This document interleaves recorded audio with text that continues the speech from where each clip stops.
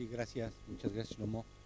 Yo voy a tratar de obviar algunas cosas porque ya se dijeron cosas en la mañana, creo que no tiene mucho sentido repetirlas, y hay algunas partes de la exposición que para ahorrar tiempo me las voy a pasar rápido y si alguien la quiere se las mando por correo. Uno tiende mucho a dar demasiados detalles, por ejemplo, más adelante voy a hablar un poco sobre las iniciativas antiinmigrantes en Estados Unidos, que de repente el detalle sí es muy importante para que vean el contenido, pero si me detengo demasiado no nos va a dar tiempo. Así que me sigo. Esta es una cita de uno de los líderes de la ultraderecha estadounidense, de la ultraderecha blanca. Traduzco libremente, la Biblia está escrita para solamente una raza, el pueblo de Dios, la raza blanca. Cuando los cristianos blancos llegan a una tierra nueva, tenemos, dice tenemos que matar a todos los que viven ahí de otras razas y no podemos permitir que ninguna otra raza domine sobre nosotros. Y yo creo que esto sintetiza mucho la filosofía de estos grupos y ahorita en un poco más adelante verán un poco la relevancia de estos grupos. Creo que de lo que estamos hablando es una historia de odios o de muchas historias de odios. El racismo, creo que cuando uno habla del racismo, uno busca encontrar las causas mismas de ese brote racista. Sin embargo, las causas no son únicas, puede haber una causa que dispare, pero creo que las causas mismas pueden ser variadas. Normalmente, y esta es una tesis mía, el racismo no es monotemático, el que odia a uno odia a muchos, el que es antisemita es anticomunista, es antigitano, es antihomosexual, es anti de todo, ¿no? Y a partir de esto, yo creo, por lo menos mi tesis central, es que las condiciones del odio se establecen estructuralmente y que tienen que ver, por ejemplo, o se constituyen como un patrón cultural que es el que lleva a odiar. Aquí hace cosas. Esta es una cita que creo que sintetiza lo que acabo de decir. La discriminación viene en empaques de todos tipos, se cuela en todos los ámbitos, tienen raíces muy distintas, pero su presencia es innegable. Yo agregaría, ya no es la cita, que está latente, está agazapada, está esperando a que surja algo que le permita brincar. No hay una causa única que explique cómo se inserta el racismo en la psique social. Y aquí, aunque sigo insistiendo que para entender en el imaginario social cómo está el racismo metido, creo que hay que encontrar la parte histórica y aunque haya condiciones coyunturales que explican que explote, por ejemplo. Una tesis con la que me detuve, porque es la que se me sugirió inicialmente, es que normalmente cuando hay una crisis económica es cuando está ahí el racismo, ¿no? O que el racismo tiene que ver con la cuestión económica. Yo digo que no, y este es un tema que es muy delicado, mucha gente no le gusta oírlo, se mencionó algo en la mañana, en realidad creo que hay un origen religioso del racismo, tiene que ver cuando el catolicismo se convierte primero en una religión oficial en el siglo IV, después se convierte en religión de Estado. Aquí sigo muy de cerca a Jaime Kohn, el libro que escribió sobre el juicio y muerte de Cristo, donde lo que él sostiene es que los cristianos que llegan a Roma, para congraciarse con los romanos, deciden perdonarles, entre comillas, perdonarles el deicidio y entonces endilgárselo a los judíos. Y de ahí, a mí me parece como tesis que arranca toda una construcción cultural, no solamente deicida. Les platico la anécdota rápido. Hace unos días platicaba con una amiga argentina que me decía, mira, yo fui educada como católica y a mí nadie me habló de antisemitismo. Le dije, seguramente alguien te habló del deicidio. Me dice, ¿qué es eso? Le digo, que los judíos mataron a Cristo. No, a eso sí. Y entonces, el haber en este punto muy temprano de la consolidación del catolicismo como una religión de Estado, es lo que empieza a construir culturalmente una construcción, valga la redundancia, que entra a la psique, que entra al imaginario social y que va a ir cambiando con el tiempo y que se va a ir reconstruyendo con el tiempo o reconstituyendo con el tiempo. Me paso rápido, los judíos han sido acusados de todo, ¿no? bestialismo, asesinatos rituales, incestos, rapto de niños, profanación de la hostia y con ello de la carne de Cristo, ingestión de sangre humana, contaminación de aguas, instrumentalización de los leprosos, propagación de la peste, conspiraciones diversas, tener el poder económico, tratar de destruir el poder económico, poder intelectual, poder para pervertir la sexualidad, agentes de Satán, enemigos de Dios y ahora de haber inventado el holocausto, que es una de las últimas, ¿no? Los judíos son culpables de todo. Y yo por eso sostengo que esta es de alguna manera la madre de todos los racismos, ¿no? Porque a partir de ahí empezarán a generarse otros racismos. Lo dice por ahí del Humo, dice, en la gran construcción de la Iglesia Católica, la Iglesia crece con el miedo a dos entes principales, a las mujeres y a los judíos. Y por eso queman brujas y por eso se pueden justificar las persecuciones judías. Lo chistoso o no lo chistoso es que la misma construcción discursiva y algunas de esas mentiras, las epidemias y lo demás, se le han atribuido a los migrantes. Hay una serie de personajes, lo voy a pasar un poco rápido más adelante, de la derecha estadounidense que están apoderados de los medios masivos de comunicación, y uno de ellos, Lou Dobbs, inventó que los mexicanos habían importado el A1H1 a Estados Unidos cuando fue exactamente al revés, ¿no? Que sale de Estados Unidos y luego se va a México. Pero lo importante era seguir esparciendo el mismo tipo de mentira porque era la misma construcción. ¿Quiénes odian? Los ignorantes, quién sabe, porque Alemania tenía el mejor sistema educativo de Europa en el momento del nazismo. En Estados Unidos los rednecks, que son este tipo de personajes semirural, atrasados, etcétera, no sé, porque cuando hice una revisión sobre los grupos antisemitas y neonazis en Estados Unidos, existen en todos los estados. Y si les hago la pregunta, nadie va a adivinar. ¿Alguien sabe en qué estado hay más grupos de odio en Estados Unidos? En el estado más progresista, en California. No es en ninguno de los estados atrasados, ni Texas es segundo lugar, que eso ya lo explica un poco, Texas sí son más o menos, pero que uno dijera California en la vida se le hubiera ocurrido, ¿no? O sea, ¿son los ignorantes? No. California es el estado más progresista, es el estado donde sucede todo lo nuevo. La variable económica. En Alemania efectivamente el ascenso nazi se da en coyuntura de la Segunda Guerra Mundial. En México, en el contexto de la crisis, hay un primer pogrom, cuando el presidente decide enfocar todas sus energías en contra de los chinos y de los judíos. De los chinos no era nuevo, hay muchos movimientos largos de discriminación y de persecución de los chinos. Y en Estados Unidos el Ku Klux Klan surge en la Guerra de Secesión a final del siglo XIX. Entonces, en realidad me cuesta a mí mucho trabajo poder entender esta correlación directa entre economía y racismo. Y en los 40, por ejemplo, cuando Estados Unidos autoriza la entrada de 10,000 nazis a Estados Unidos, lo cual va a explicar muchísimas cosas. Y pongo aquí la anécdota donde Chaplin es acusado de comunista y amenazado por firmar El Gran Dictador. Que Chaplin si tenía algo, es que de comunista no tenía nada, ¿no? Y un poco una vista muy rápida al Ku Klux Klan, se crea en diciembre de 1865, hoy cuenta con 151 grupos en 34 estados y en el año 2000 se calculaba que contaba con un total de 3,000 miembros. El Ku Klux Klan surge como un grupo como que de diversión, después se ponían las sábanas para ir a espantar como si fueran fantasmas y después pasaron muy rápido a matar negros y a quien se pudiera, porque no solamente mataron negros, también mataban comunistas.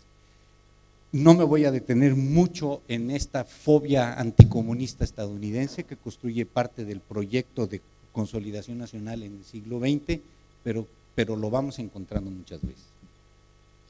Según el South Poverty Center, en el 2011 había 1,008 grupos de odio entre, bueno, los antisemitas son 505.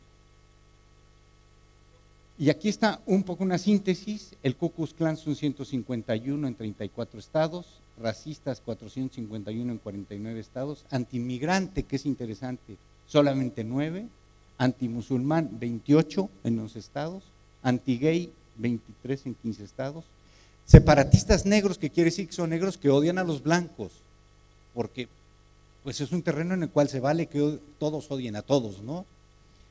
y el Christian Identity, que también es una variante de antisemita que tiene 54 grupos en 26 estados. Si suman, no les va a dar los 2005, por ahí el mismo grupo también cataloga a la Liga de Defensa Judía como un grupo de odio, porque también tienen un discurso donde es un discurso discriminante.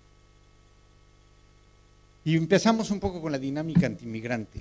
Disculparán que sea un poco apresurado esto, pero cuando le dan uno media hora para una cosa que lo habla uno en 2 años, entonces tortura uno a alumnos 2 años con el tema. Yo creo que el punto de inflexión importante es la propuesta 187, que surge en 94, en la cual se crea un primer sistema de restricción de derechos de los migrantes ilegales, ¿no? Se les prohíben servicios de atención de salud, educación pública, etcétera. Es una propuesta que surge de nuevo en California.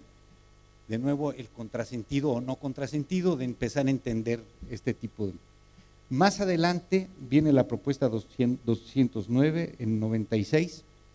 Esta propuesta cambia la affirmative action, la acción afirmativa, y cancela las cuotas y cancela el que alguien pueda ser admitido, por ejemplo, a una universidad por ser parte de una minoría.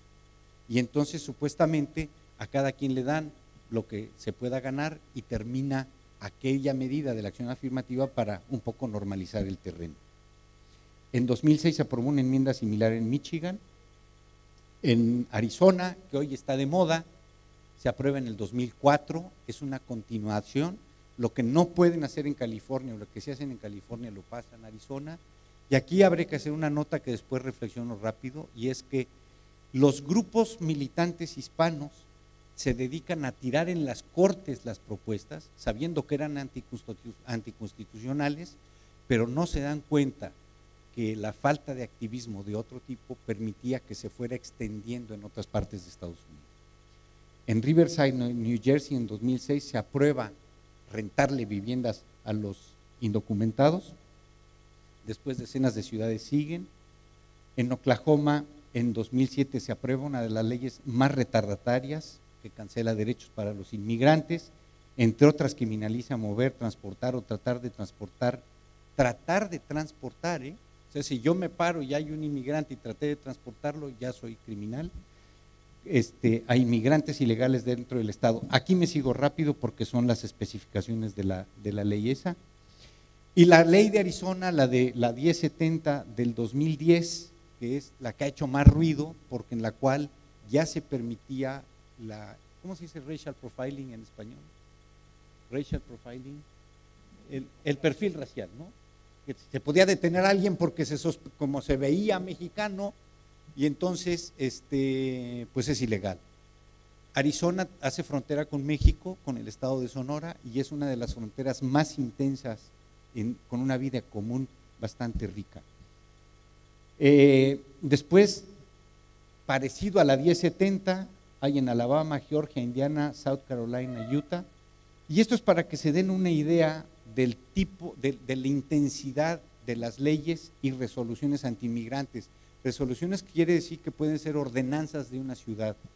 Estamos de 2005 al 2011, 8,250 iniciativas introducidas, 1,643 aprobadas.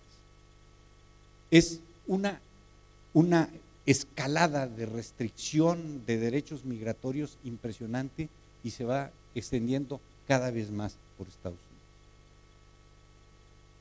En los 90, que es cuando arranca esto, no hay crisis económica. Clinton, de hecho, deja superávit. Es una época de gran crecimiento, es una época de bonanza. Sin embargo, hay crisis económica en México, la migración indocumentada de México se acelera, se calculaba una entrada de 800,000 indocumentados mexicanos al año a Estados Unidos en la década de los 90 y de los 2000, más o menos 100,000 documentados. O sea que México pierde en 20 años algo así como unos 15, 18 millones de habitantes. La migración cambia de ser una migración cíclica donde la gente iba, trabajaba y se regresaba, la gente pasa, se queda, empiezan a crearse asentamientos mexicanos en todo Estados Unidos, y en parte eso explica que uno se encuentre esta agresión legislativa en contra de los asentamientos mexicanos. He jugado con el concepto hispano y mexicano para la definición estadounidense. Hispano es todo aquel que viene de países hispanos, incluido España, Portugal, y creo que a veces meten hasta Italia, pero la migración mexicana corresponde más o menos al 80% de la migración hispana en total. A mí me parece que la escalada antimigrante responde más bien a una estrategia diseñada por la derecha republicana, que están intentando cerrar el camino. Se oía mucho, con frecuencia, que se quería crear una cortina de nopales, de cactus en la frontera para que los mexicanos no crucen. Y ahí es el lenguaje que se va viendo todo el tiempo. Ahora, hay un planteamiento restrictivo que Obama juega con este planteamiento. La gran crítica a Obama, por ejemplo, es que las deportaciones de mexicanos con Obama son superiores a las que habían con Bush, y Bush es la derecha y Obama es Obama. Obama acepta la postura de las fronteras seguras, lo acepta, que es una demanda republicana. Esto facilita la tecnología de guerra de baja intensidad, las deportaciones y la reinterpretación de la ley para deportar expeditamente a la gente. Esto es algo muy importante, porque a final de cuentas, el tema de las deportaciones que Obama acaba de frenar es atribución del Ejecutivo. Obama siempre manejó que no había una reforma migratoria integral, pero él podía ordenarle a la autoridad migratoria, como recién acaba de hacer, que frenaran las deportaciones, pero opta por no hacerlo para congraciarse con los republicanos, porque supuestamente eso le permitía avanzar su agenda. Agenda que no avanza, ¿no? No avanza la reforma de salud, o avanza limitada, etcétera. Y se maneja el tema de la legalidad. Cuando la ultraderecha se da cuenta que ha llevado el discurso antimigrante hasta el extremo, entonces empiezan a cambiar y dicen, el tema no son los indocumentados, el tema son los legales. Si están legales en el país, ya no hay ningún problema.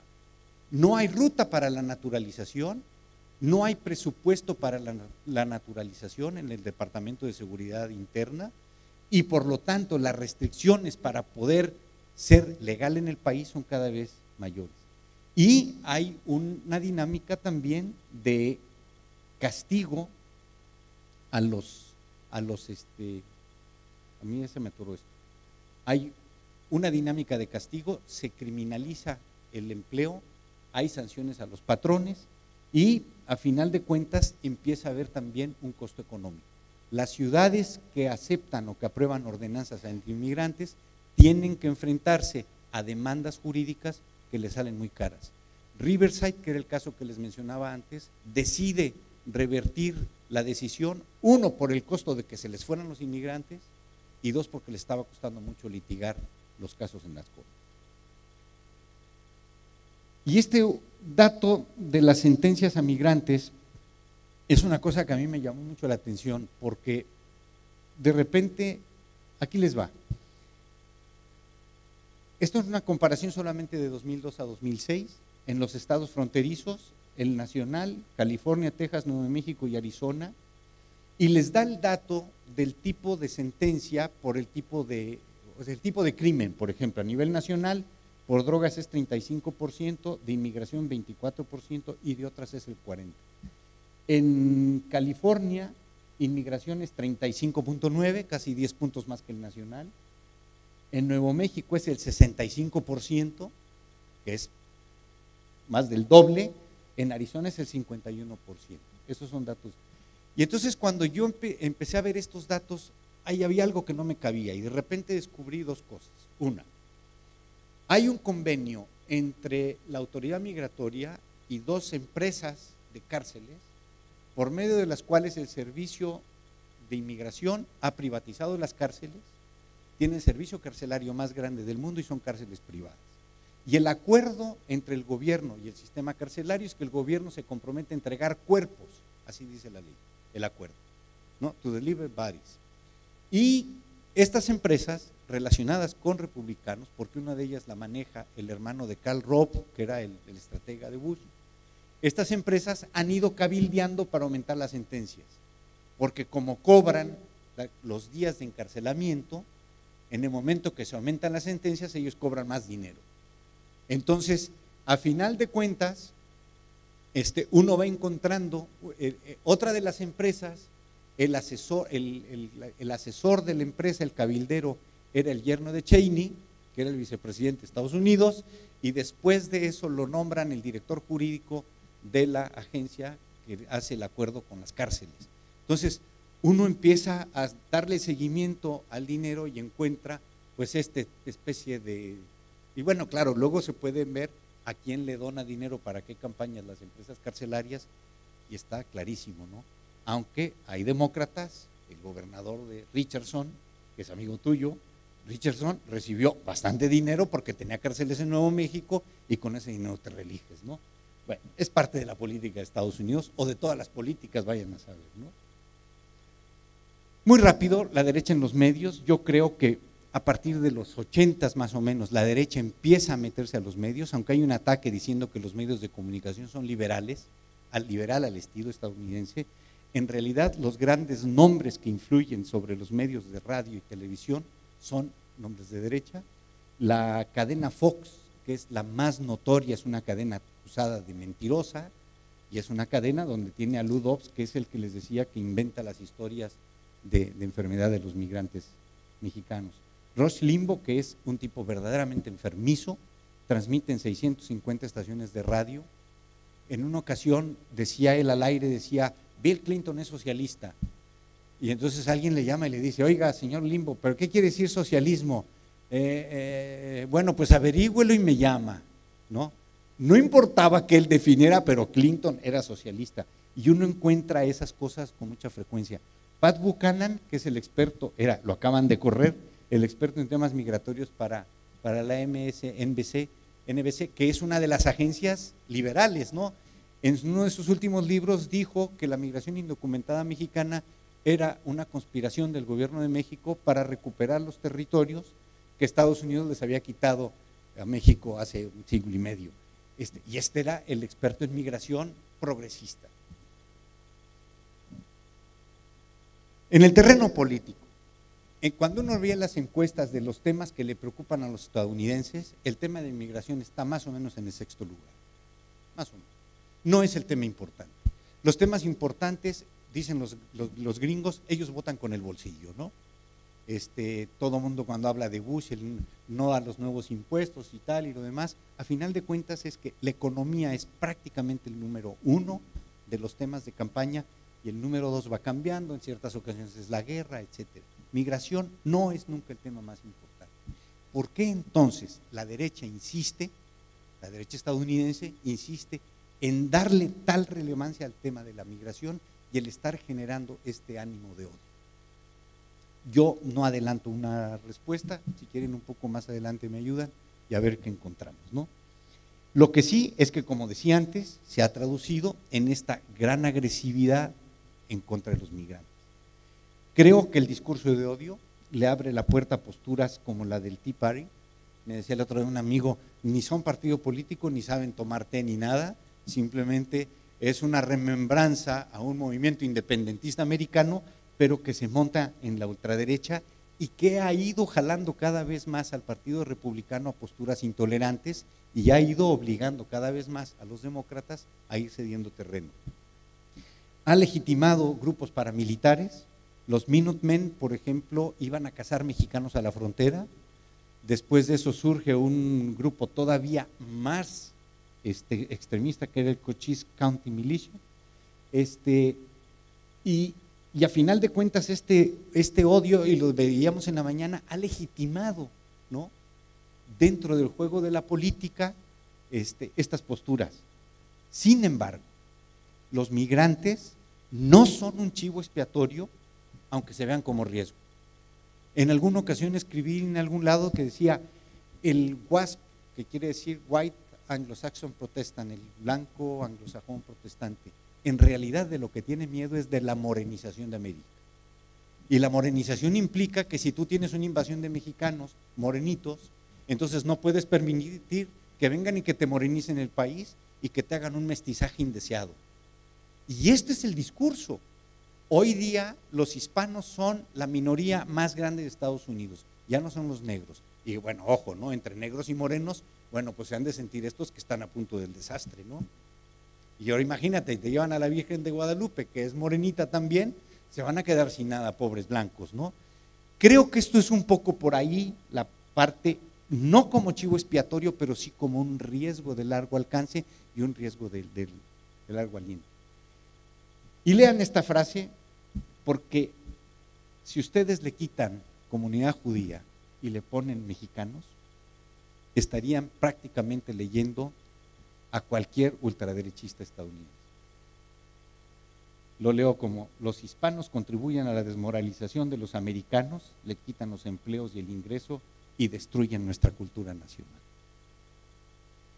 ¿Cuál es el error de los proinmigrantes? Que pensaron que la elección legal era suficiente. Dijeron, en las cortes tiramos las leyes y no pasa nada. No se dieron cuenta que estaban perdiendo una batalla ideológica y que prácticamente la han perdido. Y que perdieron en esta otra batalla política.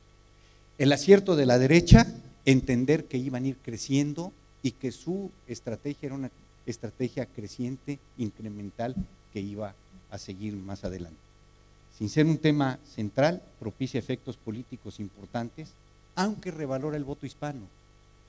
Una discusión que se oye ahorita mucho en Estados Unidos, que los hispanos dicen, Obama nos traicionó, nos prometió la reforma migratoria integral y no cumplió, bla, bla, bla, bla. Decían, pero ¿qué hacemos si los republicanos están peor?